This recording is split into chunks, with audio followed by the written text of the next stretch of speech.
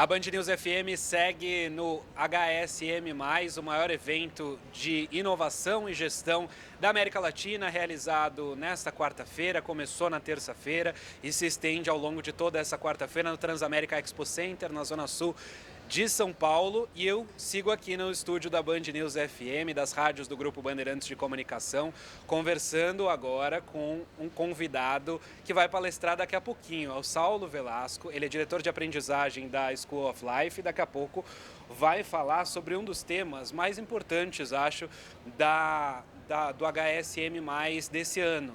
Há pouco eu trouxe aqui o CEO da HSM, o Reinaldo Gama, e ele falava sobre como os temas têm sido muito na tendência do desacelerar, né? Da gente ter relações mais humanas, pisar um pouco no freio e repensar algumas das nossas práticas, esse futuro do trabalho, como isso vai ser. Eu queria que você falasse um pouco sobre o que vai tratar a sua palestra, porque tem tudo a ver com esse tema, né? Perfeito. Bom, até a palestra sobre um manual prático de autocuidado. É. A gente vai discutir basicamente algumas estratégias, algum recurso para a gente estabelecer exatamente esse equilíbrio, desacelerar. Então eu vou começar apresentando alguns dos grandes obstáculos que às vezes a gente tem com relação ao autocuidado. Por exemplo, a ideia de que isso é besteira, que isso é coisa dos hipsters que gostam de abraçar a árvore, que eu não tenho tempo para isso, que isso parece egoísmo. Então vou desmitificar um pouco desse aspecto. E depois a gente vai fazer uma análise do que é o bem-estar, né? Então, falar de autocuidado é falar de bem-estar em 3 níveis, né? O bem-estar físico, o bem-estar mental e o bem-estar emocional. E entender que bem-estar e saúde não é ausência de doença, né? Às vezes a gente acha que, pergunta como você está bem e tal, a gente, não, estou bem, não estou passando mal e tal, mas bem-estar é muito mais do que não estar doente, né? Você conseguir cultivar, né, esses 3 grandes elementos, físico, social e emocional. Enfim, e além disso, vou discutir o que nós podemos fazer no nosso dia a dia a partir da psicologia positiva, por exemplo. Então, vou fundamentar a minha apresentação numa corrente da psicologia, que é a psicologia positiva, que eu posso chamar de uma psicologia que busca o autogerenciamento do bem-estar. Ou seja, o que você Tá. pode fazer para viver uma vida mais plena, mais feliz e, né, mais E o que a realizada. gente pode fazer? Pô, primeiro se autoconhecer.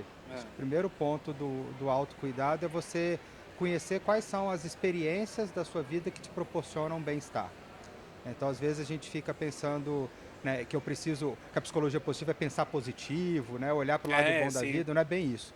Psicologia positiva é você identificar quais são as áreas da sua vida que te trazem sentido, quais áreas que te trazem significado, quais são as pessoas, as situações, os locais, as experiências que proporcionam emoções positivas e você cultivar mais essas experiências, né? Quem são as pessoas significativas na sua vida, quais são as atividades nas quais você se sente realizado, né? Você sente que tem um propósito. E a partir desse mapeamento, desse autoconhecimento, você organizar o seu mundo para viver de acordo com esses seus valores, os seus propósitos, né? Então, é uma tentativa de você realmente organizar a sua vida e balançá-la mais para o lado do bem-estar.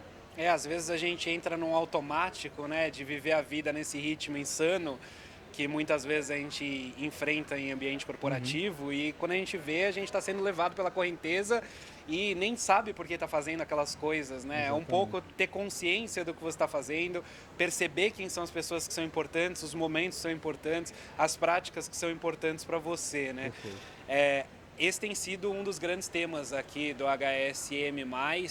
É, eu queria saber de você também, é, além dessas práticas que você citou, que outros tipos de cuidado no ambiente corporativo a gente deve ter para conseguir fazer esse esforço, né, de desacelerar? A gente está numa Perfeito. discussão muito grande de futuro do trabalho, Uhum, né?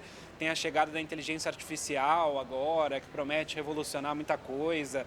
Tem uhum. gente temendo que isso vai acelerar ainda mais o nosso processo e tem aqueles mais otimistas considerando que isso vai dar as condições para que a gente, de repente, consiga desacelerar, né? Que a gente Uhum. consiga deixar parte do nosso trabalho com as máquinas. Como você enxerga isso?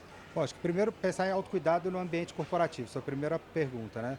Acho que a gente tem vários aspectos do ambiente corporativo que podem ser tóxicos Sim. e que a gente se cuidar envolve, por exemplo, ser assertivo, Uhum. aprender a estabelecer limites, dizer não para certas coisas, mas também cultivar relacionamentos mais significativos, menos tóxicos, aprender a ouvir as pessoas, se comunicar de uma forma também assertiva e calma. Mas especialmente, você começa falando do desacelerar, né? Eu acho que no ambiente corporativo o autocuidado envolve você conseguir manter um equilíbrio. Um equilíbrio entre trabalho, um equilíbrio entre descanso e lazer. Acho que a nossa vida hoje, a gente fica o tempo inteiro negociando entre descanso e lazer. O trabalho a gente não mexe, né? Mas a gente fica Sim. pouco tempo para essas coisas. Então, se eu descanso mais, eu tenho pouco lazer, se eu me divirto um pouco mais, eu durmo menos. Então, É. estabelecer esse equilíbrio é fundamental. E entender que hoje a psicologia sabe muito bem que a gente não consegue sustentar um alto nível de desempenho ao longo de uma exposição crônica ao estresse. Então, por muito tempo a gente acreditou nisso, né, que um ambiente estressor permitiria um alto desempenho. Hoje a gente sabe que o estresse ele aumenta o desempenho um pouco no início, mas logo em seguida a exposição crônica ao estresse deteriora. Então, acho que tem pequenas práticas no ambiente de trabalho, fazer pausas. A gente sabe que 4 reuniões seguidas são um desastre para o nosso Imagino. cérebro, especialmente online. A gente sabe que ondas betas no nosso cérebro, que são ondas que estão relacionadas ao estresse, acumulam ao longo de sucessivas reuniões. Mas se a gente faz uma pausa de 5 minutos entre uma reunião e outra, fecha os olhos e relaxa, a gente se reenergiza para essas reuniões. Então, as dicas, eu acho que para esse autocuidado é limites, pausas, né, saber escolher uma carreira que te traga sentido, traga significado.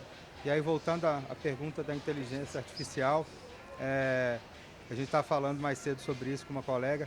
Eu acho que a inteligência artificial está aí, ela é mais uma ferramenta. Acho que ela não vai tirar o seu emprego, mas ela vai tirar o seu emprego se você não souber usá-la. Então não é a inteligência artificial que vai tirar o seu trabalho, mas é alguém que sabe usá-la. E eu acho que usar a inteligência artificial também deve ser dentro desses parâmetros. Por quê? Ela aumenta a produtividade. Mas se a gente não usar esse ganho de tempo para cuidar de nós mesmos, nós vamos trabalhar mais. E mais, e mais. É Então, isso. a inteligência artificial pode vir para facilitar a vida ou para a gente trabalhar ainda num ritmo ainda mais frenético, né, e aumentar o nosso grau de esgotamento.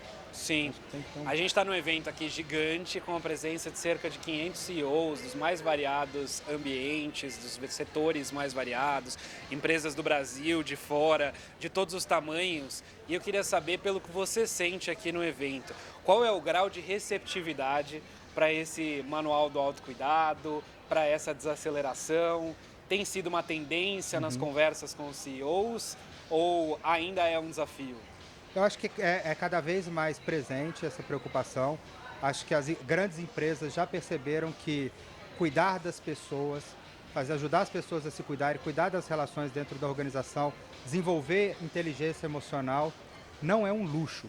A gente sabe hoje que isso reverte, inclusive, não só no bem-estar, né, das pessoas, mas isso reverte na lucrabilidade da organização, né? Isso aumenta a produtividade, isso faz as pessoas trabalharem mais, produzindo mais e, ao mesmo tempo, com menos adoecimento e menos custo para a organização. Então, acho que além dos fatores econômicos, que são claros, né, se pensar em autocuidado, inteligência emocional de uma forma geral, eu acho que essa é uma tendência global, da desaceleração, de construir um ambiente de trabalho sustentável que permite que as pessoas entreguem o seu melhor, né? Trabalhar no seu máximo não produz resultados máximos, mas trabalhar no seu nível sustentável, ótimo, sim, você produz um resultado, né, satisfatório. Que ótimo que a receptividade tem sido grande. Eu queria agradecer aqui a presença no estúdio da Band News FM, no estúdio das rádios do Grupo Bandeirantes de Comunicação, do Saulo Velasco, ele que é diretor de aprendizagem da School of Life e que traz aqui no HSM+, um manual de autocuidado. Obrigado pela atenção com o ouvinte da Band News FM. Eu que agradeço, muito obrigado. Um abraço.